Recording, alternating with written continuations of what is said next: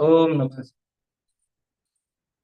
नमो अर्हन्ताणम्, नमो सिद्धाणम्, नमो आयर्याणम्, नमो उवज्झायाणम्, नमो लोये सव्वसाहुनम्।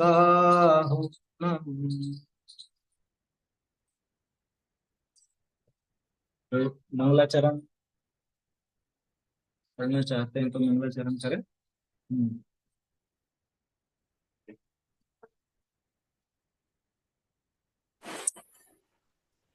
भक्तामरप्रणतमौलिमणिप्रभाणां मुद्योतकं दलितपापतमोहितानम् सम्यक् प्रणम्य जिह्वापादयुगं युगादा वालम्बनं भवजले पततां जनानाम् य संस्तुतः सकलवाङ्मय तत्त्वबोधा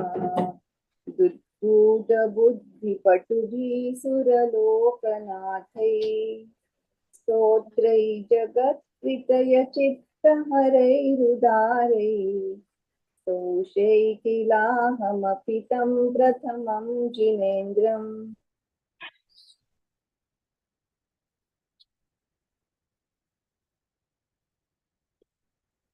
आगे के श्लोक पढ़ना चाहते हो, कोई श्लोक पाठ करना चाहते हो? हम्म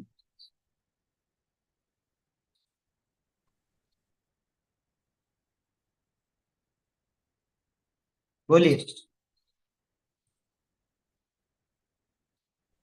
बुद्ध्याभिनाभिविबुधार्जित पादपीठ स्तोतुं समोत्पत्तिमतिर्विगतात्रपोऽहम् बालं विहाय जलसञ्चितमेन्दुबिम्ब मन्यकयेच्छति जना सहसा ग्रहीतुम् वक्तुं इसको तुम बस गुणान् वहां पे थोड़ा ध्यान रखने का है। गुणैशमोदृशशान्तिकान्ताम् हाँ बोलिए। वक्तुं गुणान् गुणैशमोदृशशान्तिकान्तान् कस्ते च माशो गुरु प्रतिमोऽपि बुद्ध्या कल्परचक्रम् को वा तरितुमलमम्बुनिदिम्बुजाभ्याम् सोऽहं तथापि तव भक्तिवशान्मुनीसा कर्तुं स्वतं विगते शक्तिरपि प्रवृत्त्या प्रीत्यात्मवीर्यमविचार्य मृगीन्द्रम् नाभ्येति किं निजशिशो परिपालनार्थम् यहीं तक। अल्पश्रुतं श्रुतवतां परिहासधाम। हाँ बस यहीं तक बोले अभी। दो तीन जगह थोड़े सुधार की जरूरत है। स्तोतुम है वो, वहाँ स्तोतुम बोलोगे तो आपको दिक्कत पड़ेगी आगे। ऐसे ही समुद्र में जैसे स है तो स श, इनमें चक्कर पड़ेगा तो बोलने में गड़बड़ हो जाएगी। और जो मिश्रित वर्ण है उनको तो अपने को जोर देकर ही बोलना चाहिए। पांचवें छंद में कर्तुम स्तवम, कर्तुम स्वतम आप इस तरह से कह रहे थे तो कर्तुम स्तवम ऐसा लेना चाहिए। चलिए आगे बोलिए, सुनिए जी। अल्पश्रुतं श्रुतवतां परिहासधाम त्वद्भक्तिरेव मुखरीकुरुते बलान्माम् यत्कोकिलः किलमधौ मधुरं विरोति तच्चाम्रचारुकलिका निकरेकहेतु। विरोधी में थोड़ा जल्दी खत्म करना चाहिए। विरोधी लंबा लेंगे तो वो बड़ी ही मात्रा हो जाएगी। विरोधी, बोलिए अगला। त्वत्संस्तवेन भवसन्ततिसन्निबद्धम् पापं क्षणाच्छयमुपैति शरीरभाजाम् आक्रान्तलोकमलनीलमशेषमाशु सूर्यांशु भिन्नमिव शार्वर्यमन्धकारम्। ऐसे इसमें भी अशेष माशु है ना। ये भी जल्दी समाप्त करना चाहिए, माशु लंबा लेंगे तो दिक्कत होगी।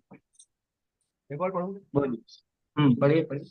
मतवेति नाथ तव संस्तवनम मयेद मारभ मारभयते तनुजयापि तव प्रभावात् चेतो हरिष्यति सतां नलनीदलेषु मुक्ता फलद्रुतमुपैति नूद बिंदु। मारभ्यते ना, मारभ्येत में वहाँ गड़बड़ हो गई थोड़ी सी। मतवेती है ना, मतवेती नहीं, मतवेती। एक ऐसे और है, अभी मुक्ता एक और फलक पढ़ना है। द्युति है। इनको भी पढ़ना है, इनको भी पढ़ना है। हाँ हाँ पढ़िए ना।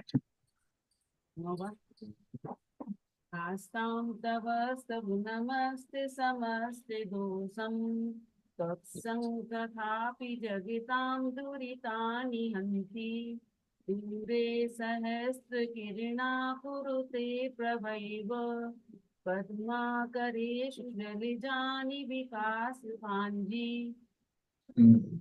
बस वो मात्राओं में थोड़ा छोटे बड़े का ध्यान रखने की जरूरत है, बाकी तो अच्छा है। बोलिए। नात्यद्भुतं नात्यद्भुतं भुवनि भूषणे भूतनाथ भूतैर्गुणैर्भुवि भवन्त्यमभीष्टवन्ता तुल्या भवन्ति भवितो ननुते निकिम्बा भूत्याश्रितं यैनात्मसमं करोति। ठीक है। दृष्ट्वा भवन्तमनिमेषविलोकनीयम् नान्यत्रितोषिमुपयाति जनस्य चक्षु पीत्वा पयः शशिकरादुतिदुग्धसिन्धो सारं जलं जलनिधेरसितुं क इच्छेत्। शशिकरत द्युति, और द्युति में जहाँ मिश्रित वर्ण है वहाँ थोड़ा सा बस वो पीछे जोर आना चाहिए, है ना। और छोटी थोड़ा की सा मात्रा में मात्राओं में, दिक्कत, हाँ छोटी बस की छोटी मात्रा में बड़ी का। दिक्कत हो जाती है। फिर भी भाभी जी का उच्चारण ज्यादा अच्छा है। प्रोफेसर आप हैं लेकिन उच्चारण उनका ज्यादा अच्छा है। चलिए, और कोई पढ़ना चाहता है आगे के? ये भी पढ़िए। पढ़ाती है बीएड कॉलेज में। अच्छा अच्छा, ठीक है, फिर तो होना ही है। यह सा एक मिनट, वो बंद हो गया, माइक बंद हो गया।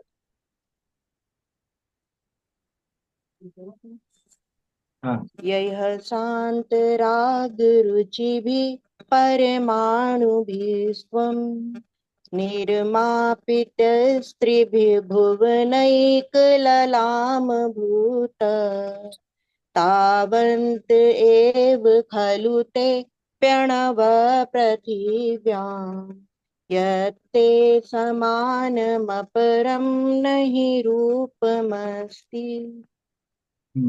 ये में बस वो विसर्ग छोड़ना, अपने को ह पूरा नहीं लेना। ये ह ये करेंगे तो अक्षर बढ़ जाए ये। अगला।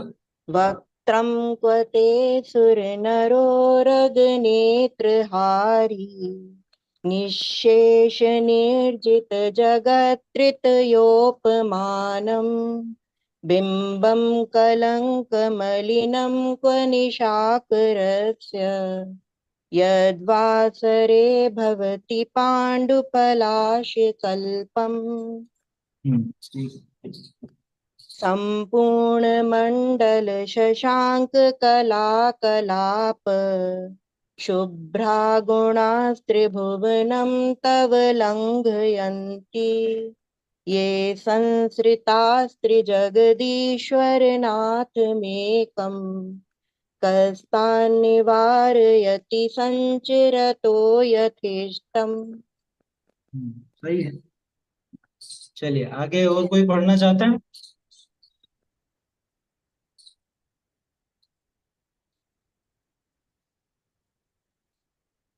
आपने तो पढ़ लिया ना, थोड़ा दूसरों को भी मौका मिले। और भी कोई पढ़ना चाहते हैं तो हाँ पढ़िए।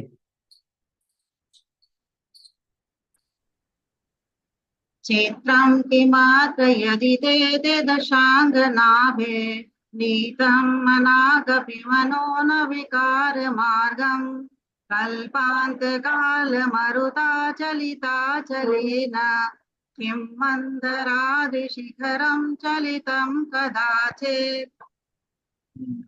आगे बढ़ो। हाँ पढ़िए, सही है। निर्धूमवर्तिरपवर्जिततैलपूरा रत्नं जगत्त्रयमिदं प्रकटीकरोषि गम्यो न जातु मरुतां चलिताचलानां दीपोपरस्तमसि नाथ जगत्प्रकाश भासं निर्धूम, कदाचित्। निर्धूम में जैसे र के लिए रुकना नहीं अपने को, निर्धूम, निर्धूम, र को अगर पूरा बोलेंगे तो दिक्कत होगी। बाकी ठीक है, थोड़ा सा मात्राओं में छोटे बड़े का ध्यान रखना है। अगला बोलिए। नास्तं कदाचिदुपयासि न राहुगम्य स्पष्टीकरोषि सहसा युगपज्जिघन्ति नाम्बोदरोदर निरुद्ध महाप्रभाव सूयातिशायि मुनिमासि मुनीन्द्रलोके हाँ ठीक है। नित्योदयम्। और कोई बोलना चाहे, दो छंद और। अच्छा है, आपका भी अच्छा अभ्यास हो गया है वैसे।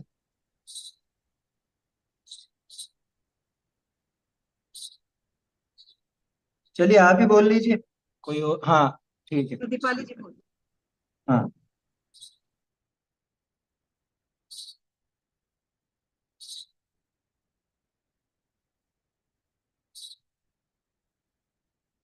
नित्योदयं दलितमोहमहान्धकारं गम्यं न राहुवदनस्य न वारिदानां विभ्राजते तव मुखाभ्रमनल्पकान्ति विद्योतयज्जगदपूर्वशशाङ्कबिम्बम् किं शर्वरीषु शशिनान्नि विवस्वता वा युष्मन्मुखेन्दुदलितेषु तमस्सु नाथ निष्पन्नशालिवनशालिनि जीवलोके कार्यं कियज्जलधरैर्जलभारनम्रै।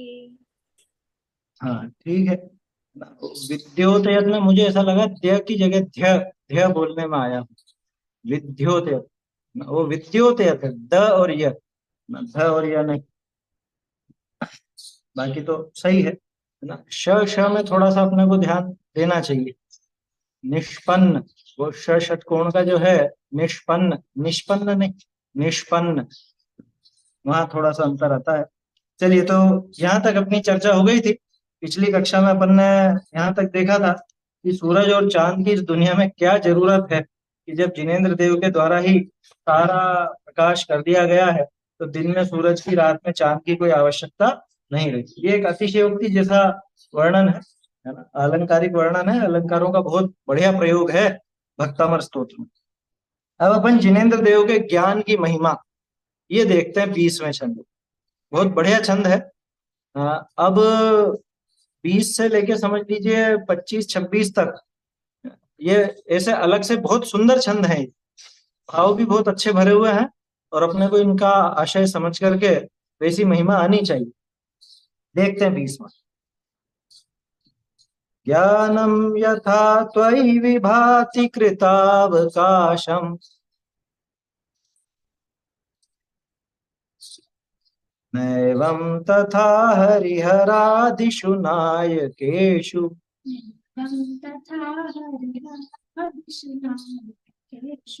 तेजस्फुरन्मणिषु याति यथा महत्त्वम्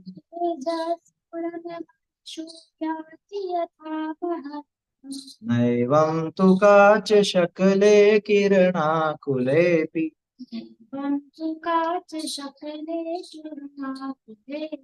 दो दो पंक्तियां बोलो। ज्ञानम यथा त्वयि विभाति कृतावकाशम् नैवं तथा हरिहरादिषु नायकेषु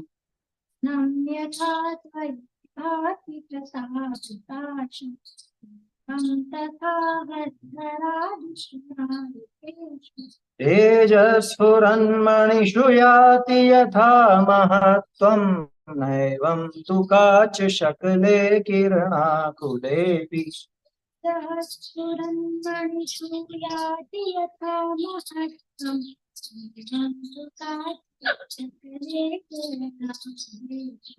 देखिए शब्द देखते हैं पहले। ज्ञानम यथा वही विभाति कृतावकाशम, कृत अवकाशम दोनों मिलकर के कृतावकाशम, ऐसे एक ही शब्द है। न एवं, न एवं दोनों मिलकर बन गए नैवम। तथा हरिहरादिषु, ये एक साथ है असल में। हरिहरादिषु नायकेषु तेजः स्फुरन्मणिषु, स्फुरत मणिषु, स्फुरत और मणिषु दोनों मिलकर वो त और म मिलकर न बन गए। स्फुरन्मणिषु याति यथा महत्वम, न एवं, ऊपर भी आया था वैसे यहाँ पे है न एवं, न एवं। तो काच शकले, ये एक शब्द है, काच शकले। किरण आकुले अपि, तो किरणाकुले, ठीक है, किरणाकुले तो एक शब्द है, अपि अलग शब्द, संधि होने के कारण किरणाकुलेपि ऐसा यहाँ पे बन जाता है, ठीक है ना। अब अर्थ देखते हैं। यथा, यथा माने जिस तरह से, जिस प्रकार से। त्वयि, त्वयि यानी आप में, तुम में। कृतावकाशम ज्ञानम विभाति, ये जो ज्ञानम है ये ज्ञान के लिए विशेषता बता रहे हैं कि जिस तरह से ज्ञान विभाति, प्रकाश मतलब शोभा देता है, सुशोभित होता है। कहाँ पे? आप में, है ना, आप में सुशोभित होता है। कैसा ज्ञान? कृतावकाशम, कि जिसने कोई अवकाश नहीं छोड़ा है, समझ में? कोई अवकाश नहीं छोड़ा का मतलब कि सब कुछ जान लिया, तीन लोक तीन काल के समस्त पदार्थों को जो एक साथ युगपत स्पष्ट जानता है, ऐसा केवल ज्ञान, ऐसा जिनेंद्र देव का वो केवल ज्ञान है। ऐसा कृतावकाश ज्ञान यानी कि केवल ज्ञान, अनंत ज्ञान, वो जिस तरह से आप में सुशोभित होता है। न एवं तथा, उस तरह से नहीं होता, तथा यानी उस तरह से। एवं, न एवं नहीं ही, न एव लिखा, नहीं ही बिल्कुल नहीं होता। किन में? हरिहरादिषु नायकेषु। हरिहरादय, जो हरि हर इत्यादि नायक हैं। हरिहर किसको बोलते हैं? ब्रह्मा विष्णु महेश, इन तीनों को हरिहरादिषु ऐसा भी कहा जाए। हरिहरादय, हरि माने तो विष्णु होता है, हर यानी महेश होता है, ब्रह्मा शब्द की जगह आदि लिख दिया। तो ऐसे और जितने भी देव देवी हैं, जितने भी नायक हैं, नायक मतलब लोगों के जो उपास्य हैं, जिनकी लोग उपासना करते हैं, ऐसे ऐसे तरह तरह के देव हैं। उन देवों में वो ज्ञान वैसा सुशोभित नहीं होता जैसा ज्ञान आप में सुशोभित होता है। ज्ञान जैसी शोभा आपके साथ पाता है, वैसी किसी और के साथ नहीं पाता। क्यों? क्योंकि यहाँ जो ज्ञान है, एक बात तो ये, अब अंतर देखना, यहाँ जो ज्ञान है वो है केवल ज्ञान, और ये जो देव हैं, अन्य जो देव देवी वगैरह हैं, पहली बात तो इनमें केवल ज्ञान है नहीं। अरे पहली बात तो इनमें से आधे से ज्यादा तो कल्पना वाले ही हैं, है ना, काल्पनिक ही तो है, वो असली है ही नहीं। और कोई कोई देव हैं भी सही, तो उनको केवल ज्ञान नहीं है, अवधि ज्ञान है ज्यादा से ज्यादा, और वो भी लोगों ने पता नहीं जाने कैसा स्वरूप उसका समझ लिया। कोई कोई देव देवी ऐसे मान भी लो, जो हो भी सही मान लो, जैसे इंद्र वगैरह है, तो इंद्र होता है लेकिन वो इस तरह का नहीं होता जैसा अपने मत वाले मान। वहां तो इंद्र वर्षा कराता है या कुछ है, वर्षा वर्षा नहीं कराता। इंद्र तो स्वर्ग का राजा, वो तो देवों का अधिपति, ठीक है ना। और कोई यहाँ पे तपस्या भंग करके इंद्र को अपदस्थ नहीं कर पाता, है ना। वहां तो इस तरह की बातें खूब होती। खैर, तो वहां जो कुछ भी हो, एक तो उनमें केवल ज्ञान, केवल ज्ञान का एक तो उनकी सत्ता ही सिद्ध नहीं होती, पहली बात। और जिनकी सत्ता सिद्ध होती भी है, उनमें केवल ज्ञान नहीं है। तो ज्ञान जैसा आपके साथ सुशोभित होता है, वैसा इनके साथ सुशोभित नहीं होता। अच्छा, मान लो अगर इनको केवल ज्ञान मिल जाता तो, क्योंकि ज्यादातर तो हथियार वाले हैं, केवल ज्ञान मिल जाता तो फिर क्या होता। अब मैं सबसे बड़ा कारण बता रहा हूँ इसमें, कि केवल ज्ञान आप में क्यों सुशोभित होता और इनमें क्यों नहीं। पहली बात तो इनके पास है ही नहीं, है ना। और मान लो केवल ज्ञान अलग से भी होता, तो आप में क्यों सुशोभित होता है और इनमें क्यों नहीं? क्योंकि वो केवल ज्ञान वीतरागता के साथ है, और ये सरागी है सारे के साथ। इनका राग द्वेष मोह नष्ट नहीं हुआ, इसलिए जितना भी ज्ञान है वो सारा राग द्वेष को बढ़ाने वाला ही है, वो सारा दुख बढ़ाने वाला ही है। बल्कि बहुत सी बातों में तो ऐसा लगता है कि लोक में अन्याय और अनिति बढ़ाने वाला, क्योंकि वो ज्ञान जो वीतरागता के साथ नहीं हो, वो जान करके उसमें राग या द्वेष करे बिना मानता नहीं, तो अन्याय अनिति बढ़ती है। भक्तों की तो रक्षा हो जाएगी, मतलब जो उनकी जय बोलेगा उसकी तो रक्षा है ना, और जो जय नहीं बोलेगा उसकी रक्षा नहीं करेगा उसको दंड देगा, ये तो पक्षपात है। और पक्षपात अनीति तो है। मेरे पक्ष वाले हैं तो मैं उनको बचाऊं, और मेरे पक्ष वाले नहीं है तो मैं उनको दंड दूं, ये कहाँ का न्याय हुआ? न्याय तो नहीं हुआ ना, ये तो पक्षपात हुआ। तो इसलिए उस ज्ञान के साथ वीतरागता बहुत जरूरी है समझ। तो हे प्रभु, जैसा ज्ञान आप में कृतावकाश होकर के सुशोभित होता है, वैसा हरिहरादिषु नायकेशु, हरिहरादय नायकों में वैसा सुशोभित नहीं होता। अरे हो ही नहीं सकता ना, पहली बात तो प्रकट ही नहीं होगा और सुशोभित नहीं होता। उदाहरण देखो कितना सुंदर दिया, तेज, जैसे कि तेज, तेज माने प्रकाश, एकदम कोई भी मणिया हो, कोई भी इस तरह की धातुएं हो, कीमती कीमती पत्थर कहलाते हैं, प्रेशियस स्टोन, वो जो मणिया वगैरह है, तो स्फुरन मणिषु, तेज स्फुरत मणिषु, स्फुरत यानी स्फुरायमान होता हुआ, स्फुरायमान होता हुआ मणियों में जिस तरह से वो तेज याति, याति यानी प्राप्त होता है, यथा महत्वम, जैसे महत्व को प्राप्त होता है, यथा माने जिस प्रकार से, जैसा, है ना, तो जैसे महत्व को वो तेज स्फुरित होती हुई, स्फुरायमान होती हुई मणियों में महत्व को प्राप्त होता है। नैवम तु काच शकले किरणाकुलेपि, काच शकल, काच शकल किसको बोलते हैं? काच तो कांच है ही सही, और शकल माने खंड, टुकड़े, तो काच शकल माने कांच के टुकड़े। देखो हीरे और कांच के टुकड़े एक जैसे दिखते हैं, आकार एक जैसा होता है, दिखते तो क्या है, तो जैसे उन कांच के ऊपर रोशनी भी पड़े, किरणाकुलेपी, किरणों से आकुलित हो, किरणों से भरा हुआ हो, अरे सूरज की रोशनी पड़ती हो उस कांच पर, कांच के टुकड़ों पर, लेकिन क्या वो रोशनी पड़ते हुए कांच के टुकड़ों पर वो तेज वैसा स्फुरायमान होगा जैसा सहज रूप से मणियों में होता है? मणियों का तेज तो मणियों का ही रहे। नैवम तु काच शकले किरणाकुलेपी, किरणों से भरपूर, किरणों से आकुलित होते हुए काच शक्लों में उस प्रकार के महत्व को प्राप्त नहीं होता। माने तेज भी किस पर सुशोभित होगा? उन मणियों पर ही सुशोभित होगा। ऐसे ही केवल ज्ञान किस पर सुशोभित होता है? हे प्रभु आप पर ही सुशोभित होता है, अन्य पर तो सुशोभित हो ही नहीं सकता। समझ में आई बात? सरल है छंद बिल्कुल, लेकिन महत्व दिखाने का है कि अन्य में वैसी महत्ता आ ही नहीं सकती, अन्य वैसे सुशोभा मतलब सुशोभित हो ही नहीं सकते जैसे जिनेंद्र देव होते हैं। जिस प्रकार से जिनेंद्र देव शोभायमान है केवल ज्ञान से, और केवल ज्ञान शोभायमान है जिनेंद्र देव में, तो वैसे अन्य किसी में वो ज्ञान सुशोभित नहीं होता। अन्य में जो अवधि ज्ञान है वो भी सुशोभित नहीं होता, क्योंकि वो अवधि ज्ञान तो उनके भोग आदि का कारण ही बनता है ना, बंध का ही कारण बनता है, राग द्वेष आदि का ही कारण बनता है। तो वीतरागी जो हो उन्हीं को ये केवल ज्ञान शोभा देता है। गंजे को नाखून मिल जाए तो क्या होगा? वो खून निकाल लेगा खुद का। समझ में ही बात? ऐसे ही रागी द्वेषी को अगर केवल ज्ञान मिल जाए तो क्या होगा कि वो खुद का ही नुकसान करेगा। तो अच्छा ऐसा हुआ मेरे साथ, इसने ऐसा किया था और उसने वैसा किया था, होता है ना। तो ये बात है यहाँ पर कि कोई मतलब जो उस लायक नहीं हो तो उसको वस्तु अपने आप ही नहीं मिलती। इसीलिए वीतरागता के साथ ही केवल ज्ञान खड़ा होता है, वीतरागता होने पर ही केवल ज्ञान आता है। स्फुरना का स्फुरायमान यानी एकदम ऐसा जगमगाता हुआ, स्फुरित होता हुआ, है ना। स्फुरन यानी स्फुरित होता हुआ, फूटता हुआ, उसमें से प्रकाश फूटता है ना, जैसे किरणें निकलती हैं, वो स्फुरायमान, चमक निकलती ऐसा।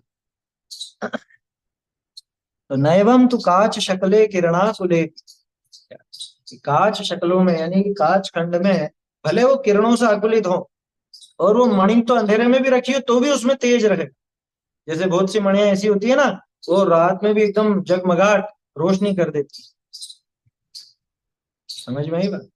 उनमें जो रोशनी है, जो प्रकाश है, जो तेज है, वैसा तेज कांच खंड में नहीं हो सकता, चाहे वो कांच खंड सूरज की किरणों के बीच में रखे, किरणों से आकुलित हो, किरणों से सब किरणें उस पर पड़ रही हो तो भी उसमें वो तेज नहीं आए जैसा तेज मणियों में होता। अब यहाँ पे आत्मा के ऊपर लगा हुआ बात, ये शुद्धात्म स्वरूप ऐसा है कि ज्ञान इसमें जैसा सुशोभित होता है वैसा कहीं और सुशोभित नहीं होता। अरे ज्ञान इसके अलावा कहीं है ही नहीं। जगत के समस्त द्रव्यों में जीव ही तो है जो ज्ञान सहित है, और ज्ञान से इसकी शोभा ऐसी गजब की है कि किसी द्रव्य का कोई गुण इस तरह का नहीं है। देखो प्रत्येक द्रव्य अपने अपने गुणों सहित है, ये तो बात पक्की है, ठीक है ना। लेकिन जो शोभा ज्ञान की वजह से जीव को मिली, वो शोभा किसी और द्रव्य को किसी और गुण के कारण नहीं मिली। होने को सब में अपने अपने विशेष गुण है, ज्ञान भी एक विशेष गुण ही तो है, लेकिन ज्ञान एक अद्भुत शक्ति है और हमको तो गर्व होना चाहिए कि हम जीव हैं या ये ज्ञान की सामर्थ्य हमको मिली है। देखो पहले भी शायद अपन ने बात की हो, दुनिया के सभी पदार्थ, तीन लोक में सभी पदार्थ प्रमेयत्व गुण सहित है, माने जानने में आने की शक्ति है। लेकिन जानने की शक्ति किसमें? जानने में आने की शक्ति तो सब में, यानी सभी जाने जा सकते हैं, लेकिन क्या सभी जान सकते हैं? जैसे ये दीवार जानने में आ सकती है, लेकिन क्या ये दीवार जान सकती है? और मैं कैसा हूं कि मैं जानने में आता भी हूं और मैं जानता भी हूं। जानने की शक्ति तो मुझ में है ना, इस दीवार को दीवार नहीं जानेगी, इस दीवार को मैं जान, ज्ञान जानेगा। तो ज्ञान की एक विशेष महिमा, तो ज्ञान जैसा सुशोभित होता है यहाँ पर, जैसा अन्य कहीं सुशोभित नहीं। हाँ, केवल ज्ञान में तो स्पष्टता है ही सही। हाँ, ये तो यहाँ पे अब शुद्धात्मा की बात लगाएं, अरे हे जीव, तू जल्द से जल्द उस केवल ज्ञान का उपाय कर, क्योंकि केवल ज्ञान जैसा सुशोभित होता है वैसा तेरा ये हल्का ज्ञान सुशोभित नहीं होता। ये तेरे लिए बहुत खेद की बात है, ये कष्ट की बात है कि तू छोटे से ज्ञान में, ये मति श्रुत ज्ञान के आधार से ही अभी तक जी रहा। तू तो केवल ज्ञान का अधिकारी है, केवल ज्ञान का पात्र है, केवल ज्ञान तुझे होना चाहिए, ऐसी बात है। तो सुंदर छंद है ये, ज्ञान का प्रभाव है ये। जिनेंद्र देव का ज्ञान इतना अद्भुत स्पष्ट है ना? एक बार बोल लेते हैं इसको। ज्ञानम यथा त्वयि विभाति कृतावकाशम, नैवं तथा हरिहरादिषु नायकेषु, तेजस्फुरन्मणिषु याति यथा महत्त्वं, नैवं तु काच शकले किरणाकुलेति। चलिए अगला छंद अपन देखते हैं यहाँ पर। अब इसमें एक अद्भुत प्रयोग है, आचार्य देव ने यहाँ पे बहुत अलग ही ढंग से यहाँ पे उलाहना जैसा दिया है। जिनेंद्र देव को उलाहना दिया, कैसा उलाहना दिया है कि आपको देखने में क्या दम है, आपको देखने का क्या लाभ है, जिससे अच्छा तो मैं दूसरों को देख लेता, ऐसा उलाहना दिया। लेकिन यहाँ यूं मत समझना कि जिनेंद्र देव के दर्शन की मना कर। अभी अपन इस श्लोक को देखते हैं, बहुत सुंदर अर्थ है इसमें। अन्योक्ति अलंकार है, वक्रोक्ति अलंकार है? ऐसे अर्थांतर बहुत सारे अलंकार होते हैं, तो अलंकारों का प्रयोग बहुत किया यहाँ मान तुम्राचार्य। मन्येवरम हरिहरादय एव दृष्टा,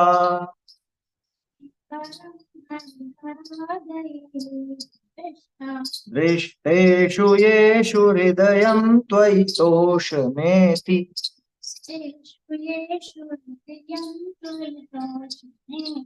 किं वीक्षितेन भवता भुवि येन नान्या,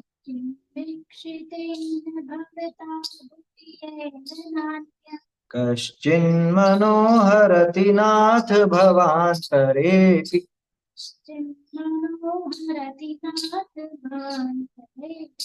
दो लाइन। मन्येवरं हरिहरादय एव दृष्टा, दृष्टेषु येषु हृदयं त्वयि तोषमेति। लक्ष्मीवरं हरिहरादये कृष्ण दृष्टेषु येषु हृदयं त्वयि किं वीक्षितेन भवता भुवि येन नान्यः कश्चिन्मनोहरति नाथ भवान्तरेऽपि। दीक्षिते भवता भूयेन नान्यः चिन्मनोहरति नाथ भवान्तरेऽपि। हाँ, पिछले छंद में एक और चीज है, वो पाठ भेद मिलता है ना। स्फुरन मणिषु की जगह महामणिषु भी मिलता है। तेजो महामणिषु याति यथा महत्व, ऐसा भी रूप मिलता है, उसमें भी कोई दिक्कत नहीं। महामणियों में जैसा तेज पाया जाता है वैसा कांच खंडों में नहीं पाया जाता, ऐसा उसका अर्थ नहीं। देखो क्या कह रहे हैं ये हेडिंग देखो, अंत में पाया सो ठीक। क्या मतलब? ये जिनेंद्र देव, मैं सब जगह घूम फिर करके आखिर में आपके पास आया हूँ, वो ठीक, ऐसा हेडिंग दिया। अभी अर्थ देखेंगे, पहले शब्दों को देख लेते। मन्ये वरम हरिहरादय, ये एक साथ ना, हरिहरादय एव दृष्टा दृष्टेषु येषु हृदयं त्वयि तोषम एति। तोषम एति दो अलग शब्द हैं, ये संधि के कारण तोष मेति ऐसा बन गया, दो अलग अलग शब्द। किम वीक्षितेन भवता भुवि येन न अन्यः, न अन्यः मिलके बन गया नान्यः। कश्चित मनो, अब आगे म था इसलिए त की जगह न का प्रयोग। कश्चिन मनो, अलग अलग ही है ये संधि नहीं हुई है यहाँ पे बस यूं अगला शब्द जो था माँ की वजह से त को न हो। कश्चिन मनो हरति नाथ भवांतरे अपि, भवांतरे अपि, भवांतर में भी, भवांतरे भी मिलके बन गया भवांतरे भी, ठीक है ना। हल्का सा रुकेंगे वहां पे, अवग्रह है ना इसलिए। चलिए अर्थ देखते हैं।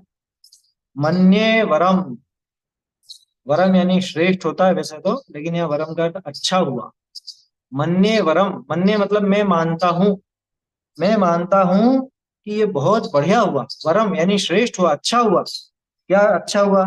कि हरि हरादय एव दृष्टा, हरिहर आदि दृष्टा एव पहले ही देख लिए गए, यानी मैंने उनको पहले ही देख लिया, ये बहुत अच्छा हुआ। आपको सबसे आखिर में देखा, वो बहुत अच्छा हुआ।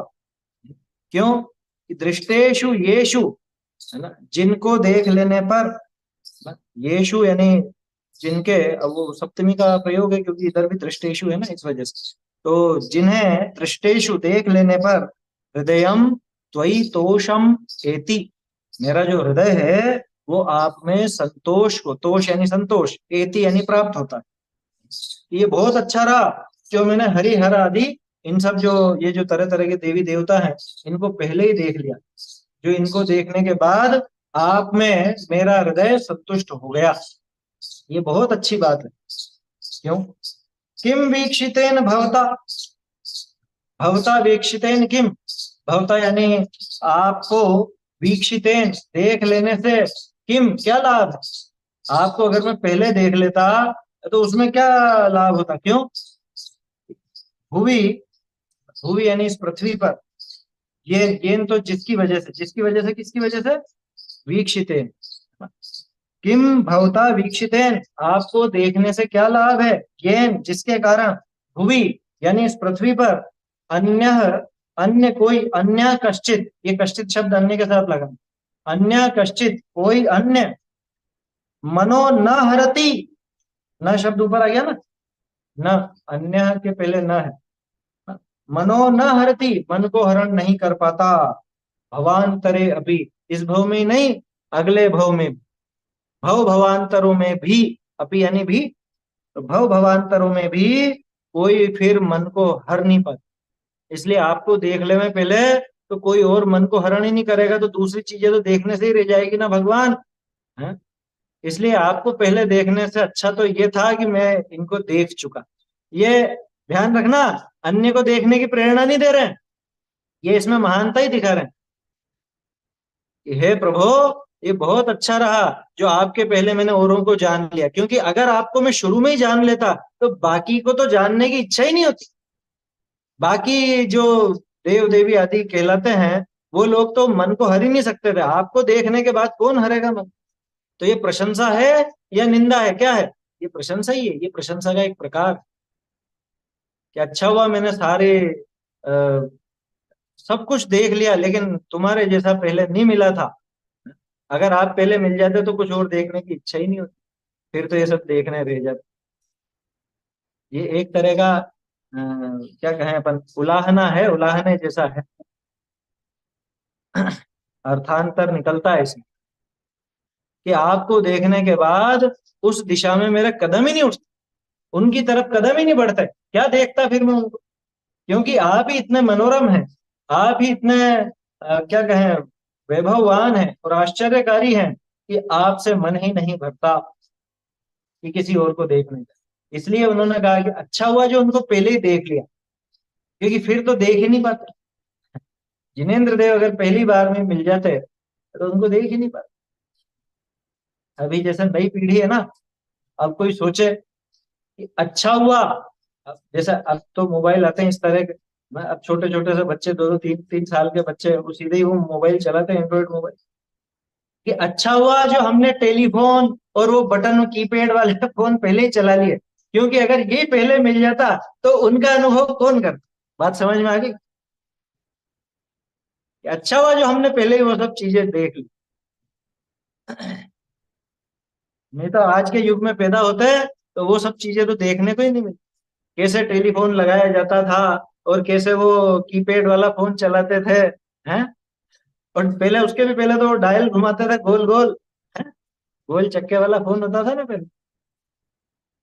तो हाँ, वो कंपेयर करके असल में ये प्रशंसा है, ये अलग तरह की प्रशंसा है। जो साहित्य नहीं समझते वो इसका कुछ गलत अर्थ भी समझ सकते। इसलिए मैंने कहा ये अलंकारिक भाषा है, थोड़ा सा इसे समझना चाहिए।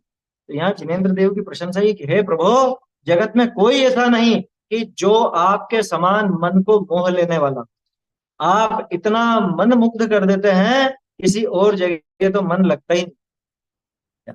अब यहाँ पे एक चेतावनी भी, जो जिनेंद्र देव का भक्त है, क्या उसके कदम किसी अन्य देवी देवता के पास उठने चाहिए? है? यहाँ ये अर्थ भी तो निकलता है ना कि हे प्रभु, मुझे तो ऐसा लगता है कि ये जान करके उन्होंने इस तरह का छंद रखा। जान करके, वहां होंगे ना कुछ लोग इस तरह के होंगे जो दूसरे देवी देवताओं को भी ढोकते होंगे या कुछ ऐसा काम करते होंगे। अरे तुमको साक्षात जिनेंद्र देव मिल गए, और अगर जिनेंद्र देव भी तुम्हारे मन का हरण नहीं कर पाते, तुम अगर जिनेंद्र देव के यहाँ भी संतुष्ट नहीं हो तो जगत में कहाँ संतुष्ट होगे? क्यों? क्योंकि जगत से सब जगह से छूट करके तो यहाँ संतुष्ट हुआ जाता। अब जब यहाँ संतुष्ट नहीं हुआ है तो उसको जगत में कौन सहारा? इसलिए सतर्क रहना। क्या जिनेंद्र देव के अगर हम भक्त हैं तो दूसरी जगह तो हमारे कदम उठने ही नहीं चाहिए। अच्छा, वो क्यों नहीं उठेंगे? यहाँ तो कह रहे हैं कि हे प्रभु, आप ही मन को हर लेते हो। जिनेंद्र देव में ऐसी बात होती तो फिर अपने आप ही हम रुक जाते ना कि बात तो उनमें है लेकिन तुमने समझी नहीं। यहाँ लगेगी फिर बात जिनेंद्र देव के स्वरूप को जिसने जान लिया, जिनेंद्र देव के द्रव्य गुण पर्याय को जिसने जान लिया, अब वो किसी और चीज को जानने की इच्छा रखेगा? नहीं रखेगा। किसी और जगह उसका मन संतोष को प्राप्त नहीं होगा। है समझ में? वो एक भजन है अन्यमति का, मेरो मन अनत कहाँ सुख पावे, जैसे उड़ी जहाज को पंछी फिर जहाज पर आवे। क्या? मेरो मन अनत कहाँ सुख पावे, कि मेरा मन अन्यत्र कहाँ सुख पाता। जैसे जहाज का पंछी, जहाज चल रहा हो समुद्र में, वो पक्षी कोई अगर उस जहाज पे रहता है तो वो उड़ उड़ कर घूम फिर के कहाँ जाए? समुद्र में तो कहीं ठिकाना है नहीं, वो तो वापस जहाज पे ही आता है। इसलिए हे प्रभु, मेरा मन आपके प्रति ऐसा लगा है, और वो ऐसे ही नहीं लग गया कि हम जैन कुल में पैदा हुए ऐसे। आपके स्वरूप को समझकर, जिनेंद्र देव के स्वरूप को जिसने समझा, अब उसको कोई और चीज क्या अच्छी लगी, कोई और देव क्या आकर्षित करेगा, कोई और देव क्या लुभाएगा? जिसे जिनेंद्र देव का स्वरूप ख्याल में आ गया, जिनेंद्र देव को जिसने जान लिया, जो जान दी अरहंतम, जिसने अरहंत देव को द्रव्य गुण पर्याय से जान लिया, अब उसे कोई और की आवश्यकता नहीं, कोई और डुबाएगा नहीं। कब? अरे इस भव में नहीं, अगले भव में भी नहीं, भवांतरे भी। नाथ तो संबोधन के लिए है, नाथ भवांतरों में भी, भव भव में भी। और ये हकीकत है। अब इसको अध्यात्म की तरफ से लगाओ। जिसने जिनेंद्र देव के स्वरूप को द्रव्य गुण पर्याय से जान लिया तो मिथ्यात्व का नाश कर दिया ना, तो भवांतर में भी वो नहीं भटकेगा। भवांतर में भी अब उसको कोई अन्य लुभाने वाला नहीं है ना, अन्य की उसको इच्छाएं नहीं होने वाली है, ऐसी बात है। बोलिए। आप्तमीमांसा में भी जो भगवान की परीक्षा की है पहले कुछ छंदों में, हाँ। तो वहां तो किस, जैसे आपने यहाँ पे कहा उल्हाना दी या अन्योक्ति की है, तो वहां पे क्या कह सकते हैं, उसमें किस तरह से ये स्तुति की गई है? नहीं, वहां पे देखो, वहां स्तुति तो सीधी है। वहां स्तुति में तो उन्होंने सीधे कहा है कि मैं आपको इसलिए नमस्कार नहीं करता हूँ कि आपके यहाँ देव आते हैं, आकाश में चंवर डूलते हैं और आपका आकाश में गमन होता है, मैं आपको इसलिए नमस्कार नहीं करता। ये तो अलंकारिक भाषा, वो भी वहां पे फिर धीरे धीरे वो बढ़ाते हैं उसको ना, इसको अन्योक्ति वगैरह भी कह सकते हैं अपन। लेकिन वहां पे ऐसी बात नहीं, वहां फिर भी सीधा ही प्रयोग है। अलग से बात तो यहाँ पर, वो जो आप कह रहे हो ना कि मानो वो पूछ रहे हो, या उन्होंने भगवान को एक कटघरे में खड़ा कर दिया एक तरह से, वो सीधे भगवान से प्रश्न कर रहे हैं। ये प्रयोग समंतभद्र स्वामी का नहीं है, ये प्रयोग उसकी जो टीका है अष्टशती और अष्ट सहस्री, विद्यानंद स्वामी की अष्ट सहस्री, उसमें है वो प्रयोग। मानो भगवान से ही सवाल जवाब कर रहे हैं कि मैं तुमको क्यों पूछूं, मैं क्यों आपके सामने सिर झुकाऊं। देव आते हैं इसलिए, आकाश में आपका गमन होता है इसलिए, या आपके 64 चमर ढूंढते हैं इसलिए? इसलिए नहीं, इसलिए मैं पूछने वाला नहीं हूं। क्यों? क्योंकि ये तो सब मायावियों की भी देखे जाते। आकाश में गमन तो मक्खी मच्छर का भी होता, चंवर वगैरह तो दूसरे भी बना सकते हैं खुद भी, क्या आया समझ? और देव तो अन्य मतियों के भी जाते, अंतर होते ही है ना, दूसरों के भी भक्त। तो मैं इसलिए नहीं पूछता। मैं किस लिए पूछता हूँ कि दोषावरण और हानि निश्चय शास्त्र शायद, कि मैं तो वीतरागता और सर्वज्ञता की वजह से आपको पूछता हूँ। अब जिसको वीतरागता सर्वज्ञता भा गई, जिसको वीतरागता सर्वज्ञता प्रकट करने वाला अपना स्वरूप भा गया, अब वो किसी और को पूजने कैसे जा सकता? इस भव में नहीं, भवांतर में भी नहीं जाएगा। जिसने यहाँ सच्चे देव के स्वरूप को भली भांति जान लिया द्रव्य गुण पर्याय से, उसने अपने आत्मा को जान लिया, उसने मोह का नाश कर दिया। अब आगे वो मोह उसको ग्रस्त कर सकेगा? आगे नहीं कर पाए। आया समझ में? तो ऐसा है, इसलिए ये चेतावनी भी है, और ये तो एक महिमा सूचक श्लोक है पूरा।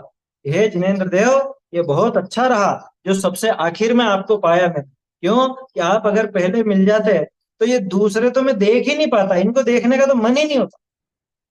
तो क्या कहना चाह रहे हैं? उनके मन में देखने की इच्छा थी, दूसरों को की इच्छा नहीं थी।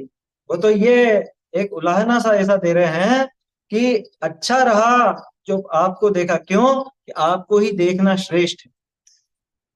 जगत में देखने लायक अगर कोई है तो जिनेंद्र देव। अंतर भी मालूम चल जाता है कि वो किसी काम के नहीं, तभी तो उनके यहाँ पे जाने के बाद भी मन इधर उधर जाने का करता। नहीं देखा वो अच्छी बात है, नहीं देखा तो, है ना। ये तो एक सामान्य यूं कथन है कि अच्छा हुआ पहले ही उनको देख, जिसको नहीं देखने को मिले तो और अच्छा है ना। है? क्योंकि अभी जैसे मान लो स्वाध्यायी लोगों के घर में बच्चे होंगे, तो वो तो कोई कुदेवी आदि के पास कभी जाएंगे नहीं, उन्होंने देखा भी नहीं। तो अच्छा रहा जो सीधे ही उनको सर्वश्रेष्ठ चीज मिली। ये तो ऐसी बात है। हाँ, व्याजोक्ति भी बोलते हैं, वक्रोक्ति भी बोलते हैं, ऐसा है। व्याज मतलब वही छल से कहना, छल से का मतलब कहना कुछ और चाह रहे हैं और के अलग ढंग से। जैसे होता है ना, कई बार बच्चे शरारत करें हैं तो उससे कहते हैं वाह बहुत बढ़िया, बहुत अच्छा करा। तो बताओ बहुत अच्छा करा कहना चाह रहे हैं या उसको डांटना चाह रहे हैं? समझ में ही बात। वैसी बात यहाँ पर कि अच्छा हुआ आपको उनको पहले देख लिया। क्या मतलब? कह रहे वो देखने लायक थे ही नहीं। आया समझ में? तो ऐसा है, व्याजोक्ति है, व्यंजना का प्रयोग है इसके अंदर। बहुत बढ़िया श्लोक है। देखो 11वां और 21वां मिलते जुलते हैं। 11वें में क्या था? दृष्टवा भवंतम निमेष विलोकनीयम नान्यत्र तोषमुपयाति जनस्य चक्षु, कि आपको देख लेने के बाद किसी और को देखने की इच्छा नहीं होती। उसी की छवि यहाँ पे दिख रही है अपने को। कि अच्छा रहा कि पहले मैंने उनको देख लिया, क्या नहीं तो वो तो देख ही नहीं पाता। किम वीक्षितेन भवता भुवि येन नान्या कश्चिन मनोहरति नाथ भवान करे। इनको मिक्स भी कर सकते हो आप, 11 और 21, तो संख्या भी एक जैसी, 11 और 21, है ना। 11वें में तो ये कहा कि आपको देख लेने के बाद कहीं और संतोष नहीं प्राप्त होता, और यहाँ कह रहे हैं कि इसीलिए अच्छा हुआ, मन्ये वरम हरिहरादय एव दृष्टा। ये तो कहे ना कोई कि अच्छा हुआ हमने सारी जगह पहले ही घूम ली, क्योंकि अगर ये जगह पहले मिल जाती हमको, ये स्थान अगर पहले ही देख लेते तो अन्य कोई जगह तो देखने की इच्छा ही नहीं। कहने का अर्थ कि ये सर्वश्रेष्ठ जगह, ये सर्वश्रेष्ठ स्थान, ये सर्वश्रेष्ठ स्वरूप है। देव तो ऐसे ही होने चाहिए। तो कहने का अर्थ ये समझ लेना कि किसी अन्य देवी देवता के पास जाने की आवश्यकता नहीं। और अगर कोई इधर उधर घूमता फिरता है, इधर उधर अपना समय बिगाड़ता है, तो इसका मतलब अभी जिनेंद्र देव को उसने देखा ही नहीं। क्योंकि जिनेंद्र देव को अगर भली भांति देख लिया होता तो किसी अन्य को देखने की इच्छा होती कि नहीं। हम तो बस ऐसे ही देखने जा रहे हैं, ऐसे ही देखने जा रहे हैं, इसका मतलब अभी तुझे सच्ची मतलब अच्छी चीज दिखी ही नहीं है, या वो पसंद ही नहीं है, ऐसा आशय वहां पे निकलता है। चलिए, तो बहुत सुंदर श्लोक है, बोल लेते हैं एक बार।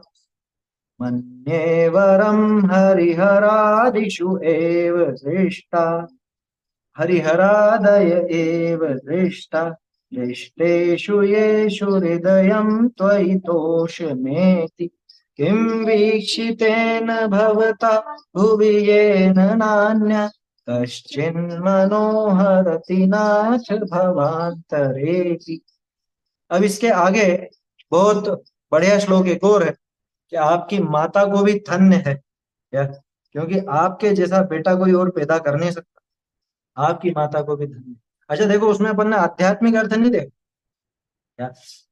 जैसे जिनेंद्र देव का स्वरूप वो अद्भुत दर्शनीय, उसे देखने के बाद किसी और को देखने की इच्छा नहीं होती, ऐसे ही जिसने अपने आत्म स्वरूप को देख लिया, जिसने अपने आत्मा का आनंद चख लिया, अब उसे जगत में किसी भी प्रकार की वस्तु का, 5 इंद्रिय के विषय भोगों का आनंद सुहाए, अब उनके प्रति लालायित होगा नहीं होगा। जिसको पाकर सब कुछ पाया, ऐसा आता है कि जिसने आत्मा को पा लिया वो और कुछ पाने की इच्छा रखेगा नहीं होगी। श्रद्धा में तो एक आत्मा ही बैठ गया, अब किसी और का कोई स्थान नहीं, ऐसी बात है। अब देखो, आपकी माँ धन्य है, ऐसा यहाँ पे उदाहरण इसकी हेडिंग दी है 22 में।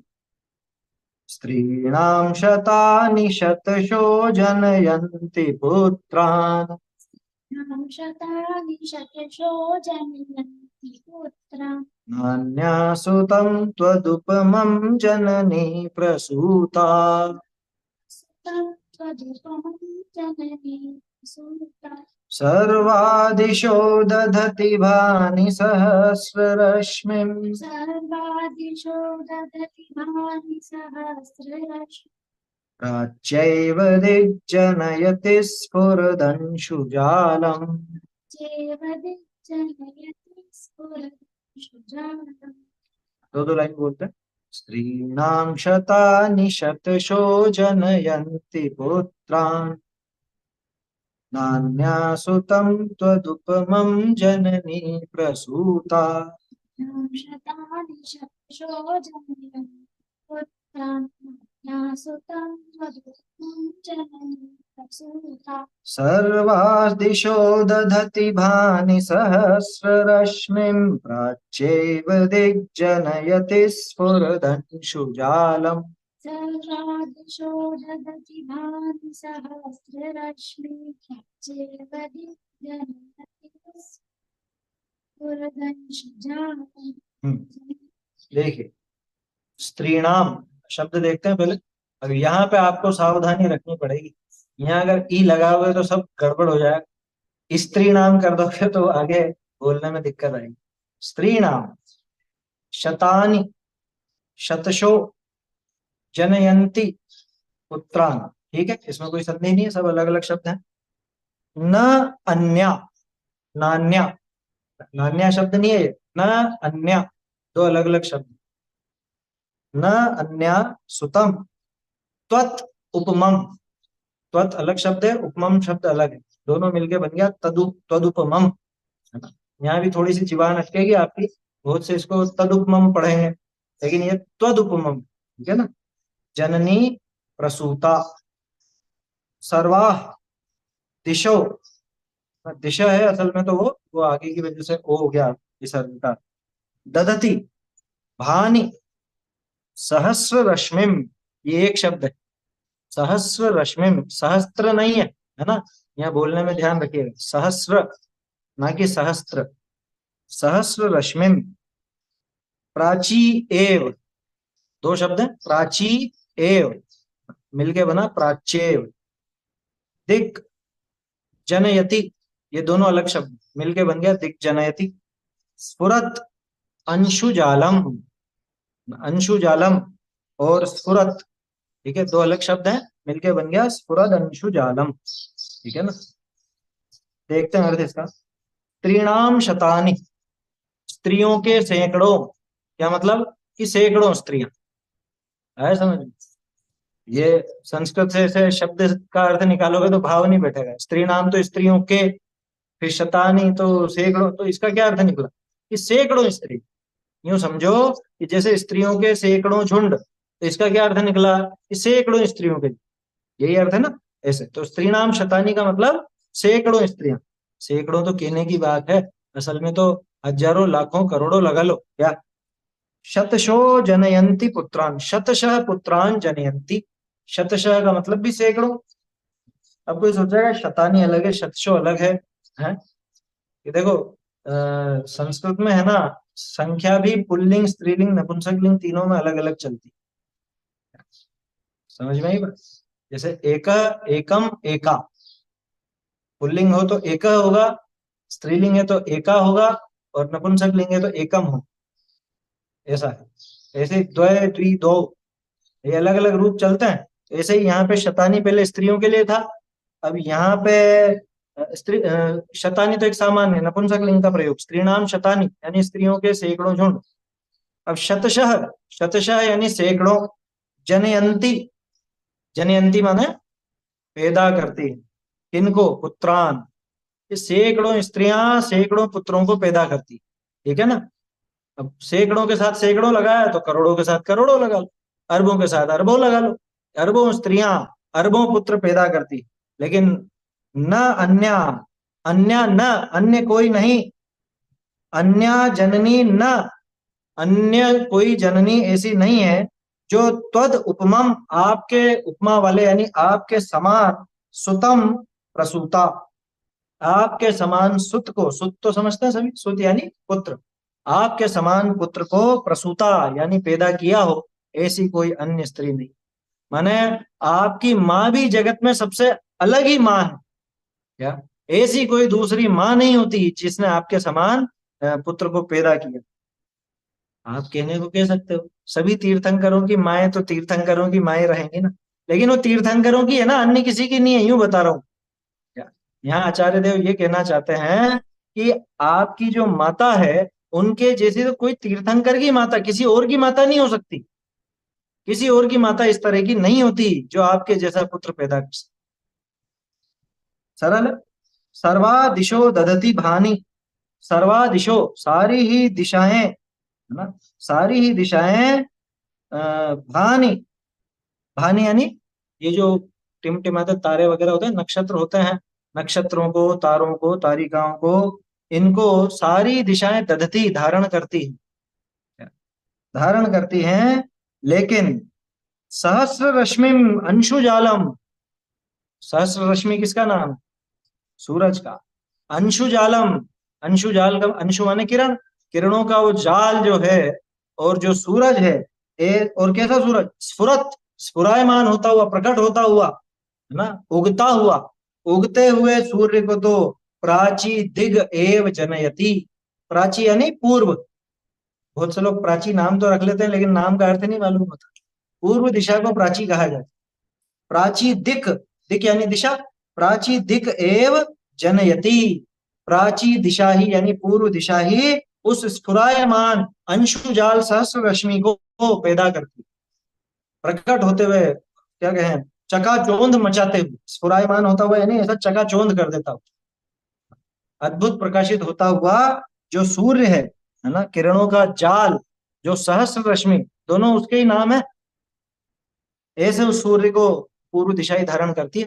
बाकी नक्षत्र वक्षत्र तो हर दिशा में होते हैं, क्या उत्तर हो, दक्षिण हो, पश्चिम हो, उत्तर पूर्व हो, दक्षिण पूर्व हो, उत्तर पश्चिम, दक्षिण पश्चिम हो, ये सब दिशाएं, 8 दिशाएं होती है ना, वैसे तो 10 कहलाती है, ऊर्ध्व और अधो मिला करके। तो 10 दिशाओं में ये नक्षत्र और ये सब चीजें तो हैं, लेकिन सूरज कहाँ से उगता?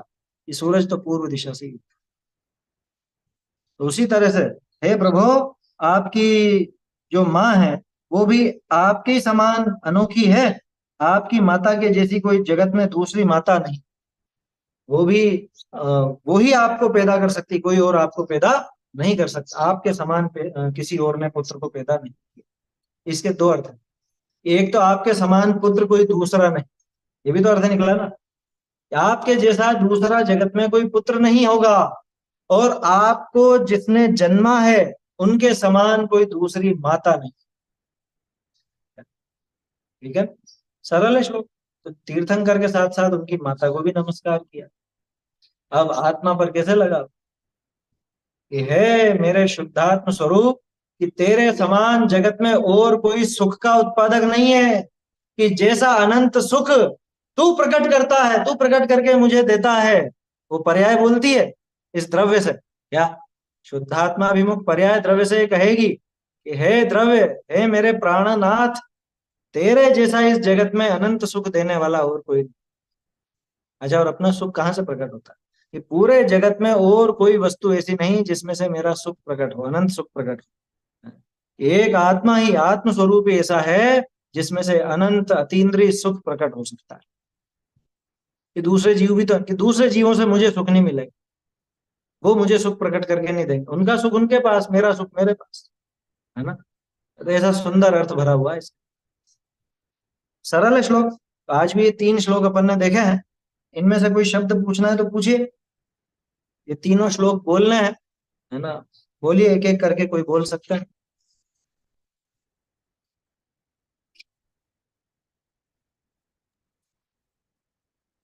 बोलिए। 20वां बोलूं? हाँ बोलिए, 20वां बोलिए।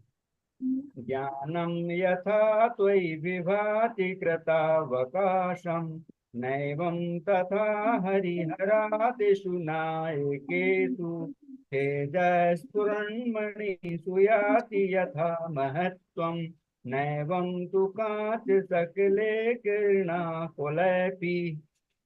देखो, कुलेपी नहीं, एक तो कुलेपी, और तेज स्फुरन मणिषु नहीं, तेजस्फुरन ज के बाद ही आप ले लो ना, उसे क्या दिक्कत। तेजस्फुरन मणिषु, है ना। आप तेज स्फुरन मणिषु करोगे तो ई अलग जुड़ जाएगा, है ना। वो थोड़ा सा, जहाँ पे आधा स से शुरू होता है अक्षर, वहां अधिकांश लोगों को दिक्कत पड़ती है। इसलिए मैं पीछे से जोड़ के चलने को कहता हूँ। तेजस्फुरन मणिषु, ज के बाद ही आधा स बोल लोगे तो समस्या नहीं होगी। इम्प्रूव करेंगे। हाँ, हो जाएगा। आदयेन दृष्टा दृष्टेषु येषु हृदयं त्वयितोषिमेति, किं वीक्षितेन भवता भुवि येन नान्या कश्चित् मनोहरति नाथ भवान्तरेऽपि। ठीक है, बोलिए। कौन कितने नंबर के बोल रहे हैं? 22वां। हाँ।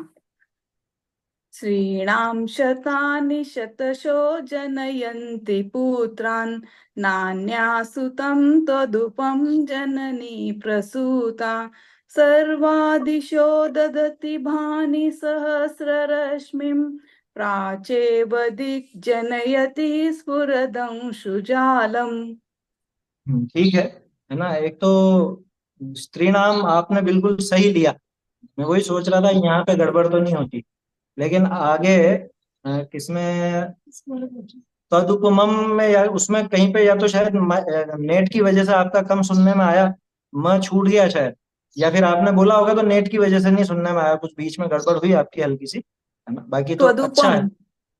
त्वदुपम त्वदुपम त्वदुपमम, त्वदुपमम। त्वदुपमम। तो हाँ, ओके। माँ के दो माँ, माँ पे माँ है, ऐसे हाँ। त्वदुपमम। ओके। ठीक है, ओके। चलिए अच्छा थैंक है, यू। सबका अभ्यास बन रहा है इसमें। हाँ एक चीज हो, सहस्र रश्मिम, है ना, सहस्र रश्मि नहीं है, रश्मिम, यानी वो द्वितीया का प्रयोग है ऐसा, तो रश्मि नहीं है वो रश्मिम है। ठीक है ना, ये थोड़ा सा अपने को श्लोक में ध्यान रखना चाहिए। आगे के 3 श्लोक अपन कल देखने का प्रयास करेंगे, कल कोशिश करेंगे 25 तक हो जाए। समाप्त करते हैं। चैतन्य का स्मरण प्रतिक्षण ही करो रे, भव के अनंत दुख को क्षण में हरो रे, अक्षय अनंत निज सौख्य मुख्य निधान गाओ, अरे तैसी के गीत गाओ, निज निधि निज में बताई यह तो उपकार है, इसके लिए जिनवानी माँ को वंदना शत बार, वंदना शत बार।